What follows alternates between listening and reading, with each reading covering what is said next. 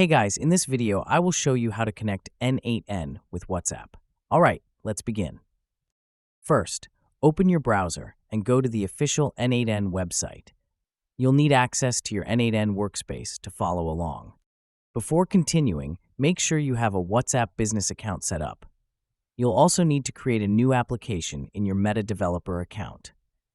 From there, copy your access token and WhatsApp business account ID.